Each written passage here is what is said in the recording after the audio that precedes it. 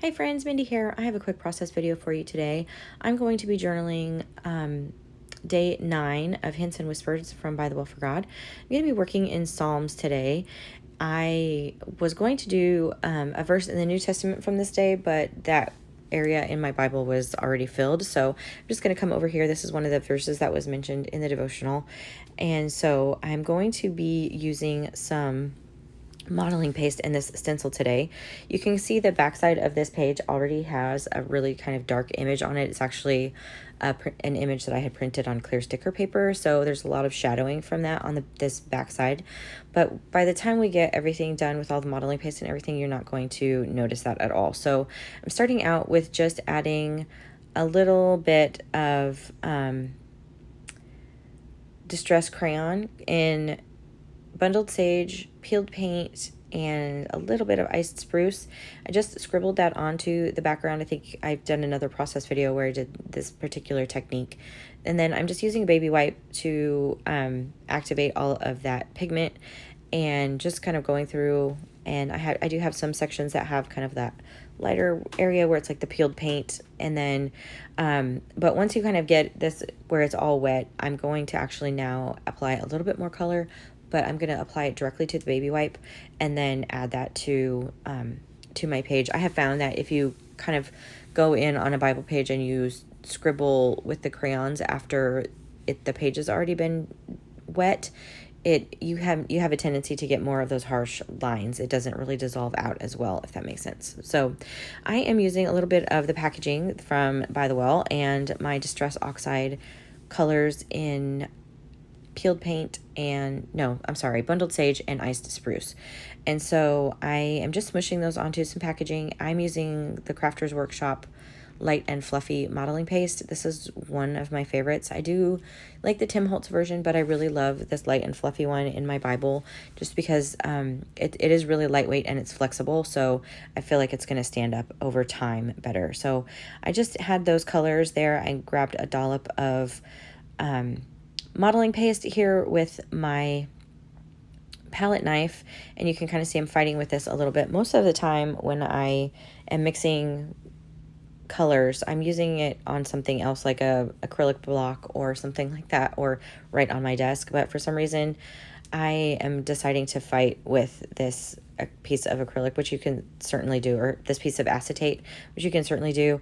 It ended up being a little bit frustrating because I had to hold down the acetate anytime I wanted to do anything. But I also wanted to add a little bit more color. So obviously I can't smush my ink pad right down onto that same page anymore. So I did have another little piece of acetate over to the side, and then I just kind of picked up a little bit of the modeling paste so that I could go pick up the rest of that color. And then I still really wasn't getting the color saturation that I was looking for. And of course this is, sort of just to your own taste and to your own preference.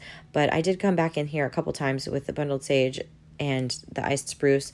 And then I decided to switch to the crayons themselves. So that I felt fine. I just scribbled it right down onto the acetate because I could wipe off the tip of the crayon if a little bit of modeling paste got on there, so I wasn't worried about it. So I started with bundled sage and added some more color, and I wanted to try to get some kind of variegation because of, trees. But it ended up, I think I overworked it just a little bit.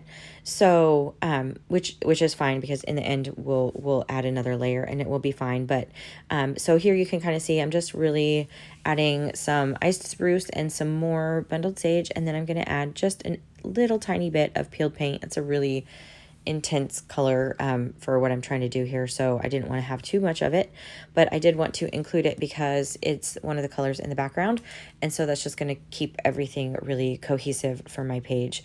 This is going to end up being a super simple page. The worst part was really just waiting for the stencil, the paste to dry. So I have here on the left side, this is the stencil from By the Well. This is going to be released again, I believe.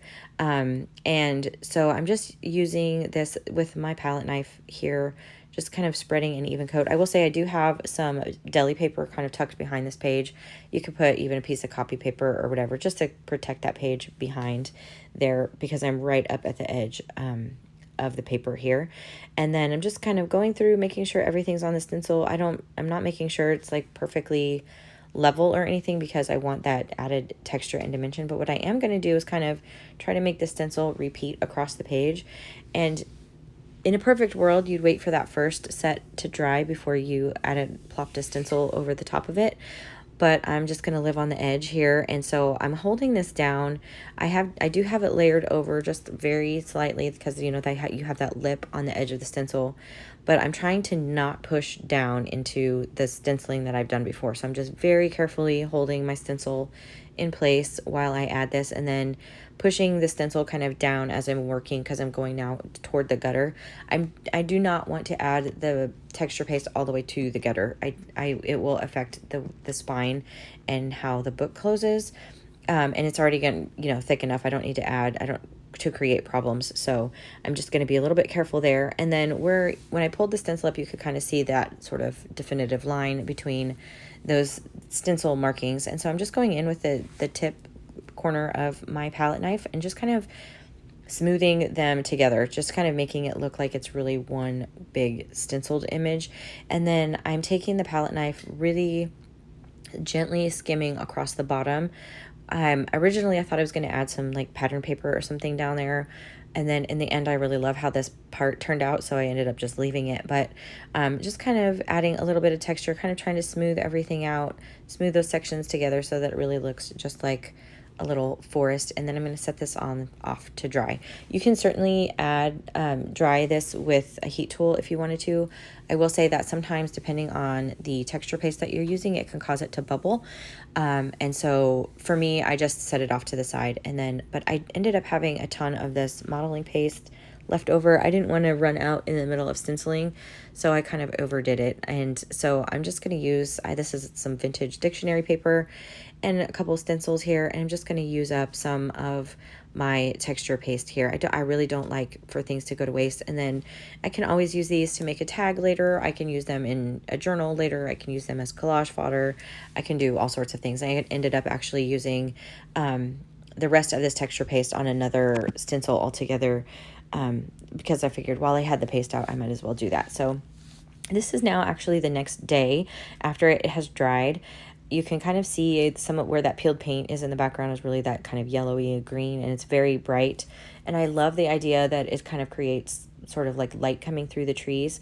But I wanted to just intensify or just kind of change the color a little bit. In the end, I ended up having to rework this area a little bit because it went just a little bit too orange. I did not have this diluted enough. These Daniel Smith watercolors are very, very pigmented, and so I just did not have it as diluted as I probably should have. So it ended up turning just a little bit brown, which makes sense because it's, onto that green background. But I will end up working with that in a little while. And it does look really dark right now because it's wet. It does also lighten as it dries. So I am pulling some of the green now from this watercolor set here, and I just want to add a little bit of dimension on my trees. And I left most of this part in just so you can kind of see. I think sometimes I have a tendency to cut out some of these things, but just for the sake of time. But I just wanted to leave this part in so you could kind of see what I'm doing. I'm just dropping this watercolor over on kind of the left side of each one of these trees, not being very particular about this, but I just really wanted to add some more dimension and give my little trees a little bit more life. I did, like I said earlier, I kind of overmixed the color a little bit, and I was really hoping to kind of have some of that those variegated greens in there, but in trying to get all of that pigment really dissolved, I ended up kind of over mixing it. So sometimes when you're adding inks you can kind of see as you're mixing, you'll see like the lines and stuff in it, and I like to leave them like that when I'm mixing so that when I actually stencil, you end up with all of those neat kind of colors. But this time it just kind of ended up with a flat green, and it was beautiful in that way too, but I just wanted them to have a little bit more dimension. So I went across on, like I said, on just kind of on the left side, and I'm not trying to be like, oh, the light source is coming from the whatever. I'm just not worried with that, but I just did want to have a little bit of dimension. But when watercolor dries, it can kind of leave a harsh sort of edge. So, and it dries really, really fast on texture paste. So I'm going to go back through now, and I have just a little bit of color still on my brush, and I am just going to kind of blend out those areas if there were any that kind of left a really like definitive line. I just wanted it to sort of blend into the other color. So I want to kind of work on the background too a little bit, trying to fix that, that where it kind of looks just a little bit too brown for my liking. So I'm mixing up some more of these colors, and I am going to test this on the right side by highlighting the page. So you can kind of see it's a lighter version of this color here. I just wanted to make sure, and I'm going to actually kind of go back and now try to reactivate some of that Daniel Smith watercolor. It's going to actually look really, really dark right here. More like a brown, and it's going to get really intense, but when watercolor dries, it actually gets a lot lighter and it's darker because the page is wet, etc. But really what I'm doing is trying to actually pull up some of that other color that's already back there, and it does work. You'll see after I have dried it with my heat tool, it looks a lot better, and it just kind of gives that sort of dimensional forest look, also with like maybe some light coming through the trees. That's just how my brain works. At least that's how I'm interpreting it. And so that's how it works for me. I am using my clear alphas here. I'm writing out Cornerstone. I start backwards whenever I'm kind of trying to make sure something's going to fit on a page. So I kind of started closer to the right and then worked my way left. Then I am also going to add a little bit down. I was thinking anyway that I was going to add something down at the bottom, kind of like some ground or something. I thought I was going to add maybe some little paper from the kit. In the end, I just really liked how the bottom actually ended up. So I went ahead and added the tile alphas for day 9 and just a little bit of distressing around the borders of it, and that is going to be it for me. It's a pretty simple page other than like the drying time of everything. So if you liked this video, I would really appreciate it if you gave it a thumbs up. Subscribe to my channel if you haven't already, and until next time, bye.